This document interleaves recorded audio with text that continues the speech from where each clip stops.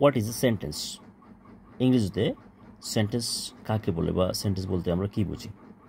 Sentence is the combination of words with proper arrangement which gives a complete sense and meaning.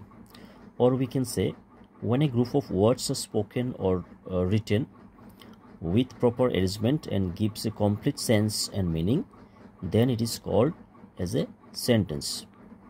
এখানে আমরা দুইটা definition থেকে এটা শিখতে পারলাম যে অনেকগুলি ওয়ার্ডকে যখন আমরা সঠিক শ্রেণীবদ্ধভাবে বসিয়ে, এখানে যেমন লেখা আছে প্রপার অ্যারেঞ্জমেন্ট, আমরা শুধু সেই ওয়ার্ডগুলিকে বা শব্দগুলিকে লিখলে হবে না বা বললে হবে না, সেগুলিকে সঠিক শ্রেণীবদ্ধভাবে লিখতে হবে বা প্রপার একটা সিস্টেমে লিখতে হবে। আমি যে কোনো ওয়ার্ড যে কোনো জায়গায় বসিয়ে দিলাম তাহলে কিন্তু হবে না, ঠিক আছে?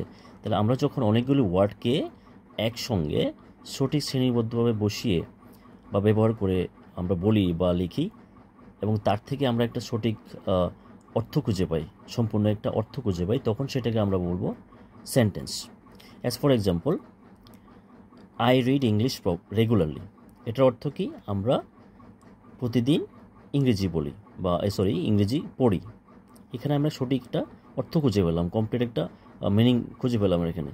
So we can say it as a sentence. কিন্তু আমরা যখন বলবো ইংলিশ রিড রেগুলারলি আই, এখানে কিন্তু আমি সম্পূর্ণ একটা অর্থ খুঁজে পেলাম না। So this is not a sentence, এটাকে আমরা সেন্টেন্স বলতে পারবো না। আবার আমি যখন বলছি he is a good teacher, এটার অর্থ কি? তিনি একজন ভালো শিক্ষক।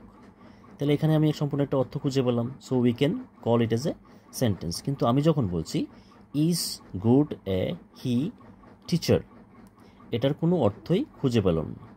সো এটাকে আমরা সেন্টেন্স বলতে পারবো না। আর নর্মালি কি হয়, যে কোনো সেন্টেন্সেই প্রথমে সাবজেক্ট থাকে, ভার্ব থাকে, অবজেক্ট থাকে, আরও অন্যান্য জিনিসগুলি থাকে। যেমন প্রশ্ন করতে গেলে হয়তো বা ভার্ব প্রথমে আসে, এরপরে সাবজেক্ট আসে। তাহলে এইগুলিতে কিন্তু সেই প্যাটার্নে কোনোটাই পড়ছে না, 2 নম্বর এবং 4 নম্বর যে সেন্টেন্সটা। সো আশা করি তোমরা সবাই আজকে সেন্টেন্সের অর্থটা শিখতে পেরেছ বা সেন্টেন্স কি সেটা জানতে পেরেছ। তো তোমাদের যদি মনে হয় এই ভিডিও থেকে কোনো কিছু একটা শিখতে পেরেছ, তাহলে প্লিজ আমার ভিডিওটাকে লাইক করবে, শেয়ার করবে এবং কমেন্ট করে জানাবে। আর যারা নতুন আছো আমার চ্যানেলটাকে সাবস্ক্রাইব করে রাখবে এবং বেল আইকনটিতে ক্লিক করে রাখবে to get the new video update. Thank you.